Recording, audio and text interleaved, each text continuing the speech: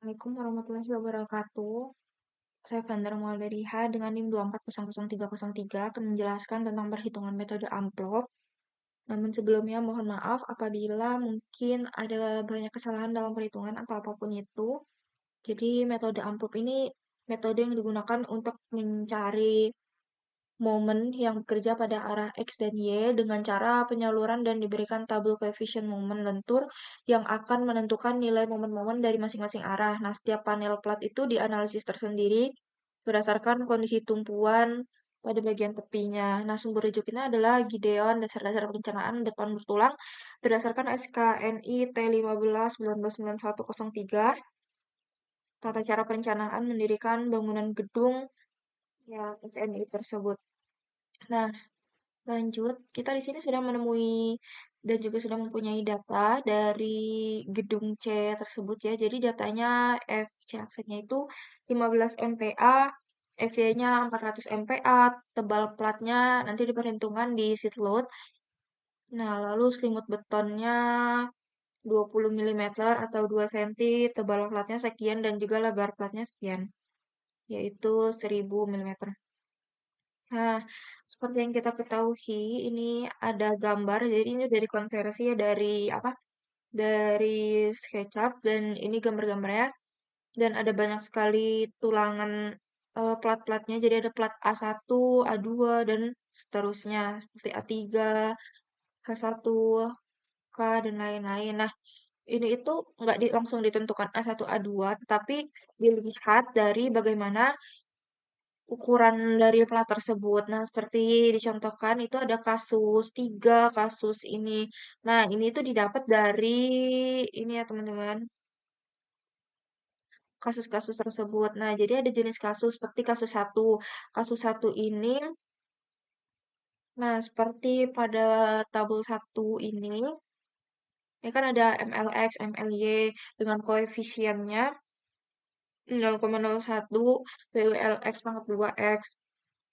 Nah, pada kasus satu ataupun kasus 2 ini mempunyai perbedaan. Dilihat dari data dengan catatannya ini terletak bebas untuk garis merah dan juga yang selain garis merah ini terjepit penuh. Nah, seperti gambar yang ini ya. Nah, di gambar kasus 3 ini tuh terletak bebas. Lalu kalau untuk yang ini bawah dan juga sebelah kiri itu terjepit penuh. Nah, untuk di gambarnya seperti ini. Ya, gitu. Berarti kalau misalnya untuk bagian yang ini, kasus A2, ini terjepit penuhnya di bagian ini ya. Oke, selanjutnya kita akan lanjut ke load.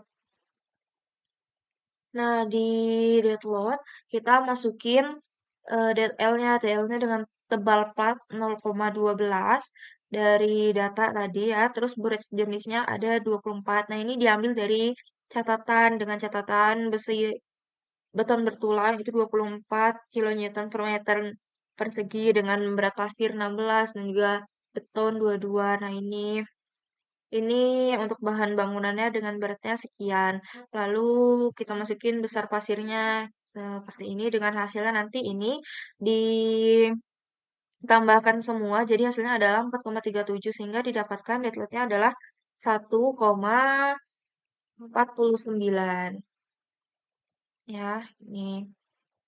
Nah, untuk live load-nya beban hidup itu 2,5 kilonewton. Nah, itu didapat dari ini.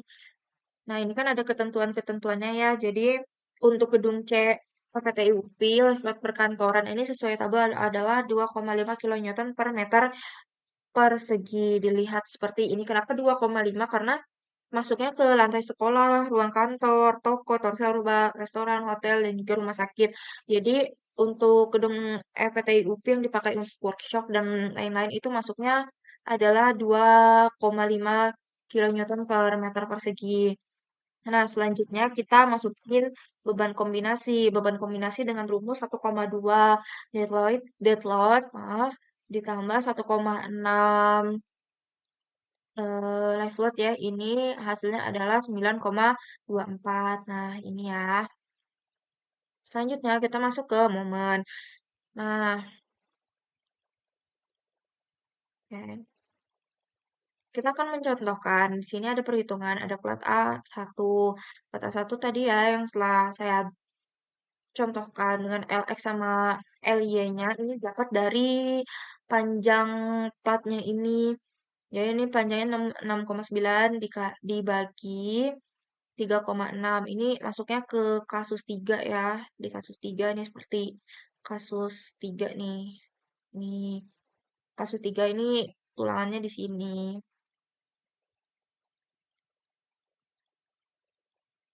Lanjut. Oke, ini kasus 3 dengan MLX 0,01 dengan ini ya eh dikali 9,2 dikali 12,96 dari ini 3,6 itu lebarnya itu lalu dipangkatkan 2 lalu dikali 57 hasilnya adalah 6,829. Nah, ini semuanya dihitung ya. Tuh. Nah, untuk di kasus 3 itu kan tidak diketahui MTX dan juga MTY-nya. Nih, seperti ini ya.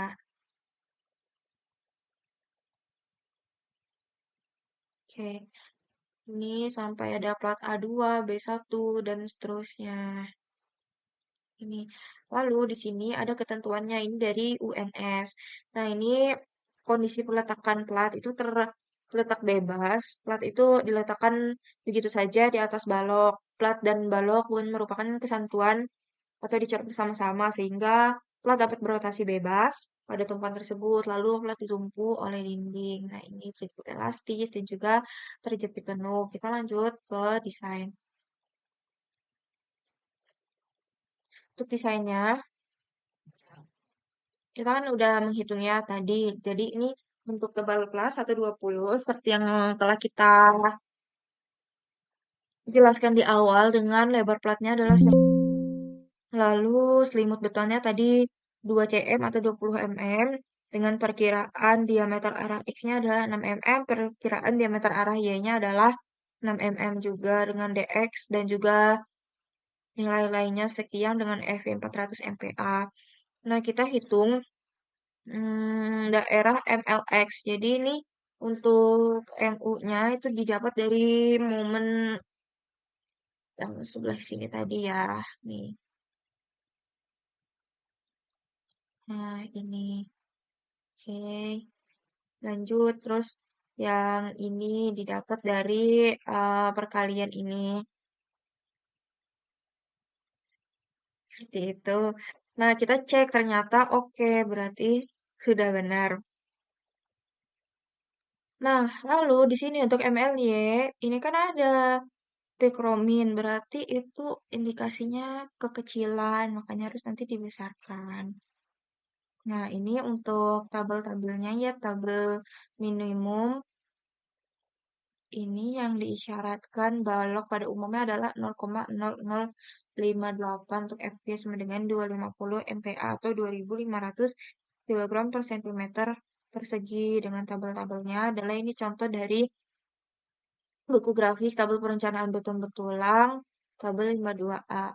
Nah, seperti ini nih ketentuannya. Nah, ini untuk ketentuan diameter batang per dalam milimeter persegi per meter lebar plat. Nah, untuk ini, untuk jarak pusat, ya, tuh. Selanjutnya kita masuk ke ini. Nah, kita dimasukkan nama platnya kan plat lantai 1. Pertama kita cantumkan detailnya semua ya. Jadi ini WU-nya 9,24, terus FV-nya 400 MPa, offset-nya 15 dan lain-lainnya. Seperti ini kita masukkan dengan tebal plat, lalu lebar plat dan lain-lain. Nanti gambar penulangannya adalah seperti ini. Itu saja mungkin yang bisa saya sampaikan. Mohon maaf apabila banyak kehilafan dan juga kekeliruan. Saya Fandri Mauliriha, pamit undur diri. Assalamualaikum warahmatullahi wabarakatuh.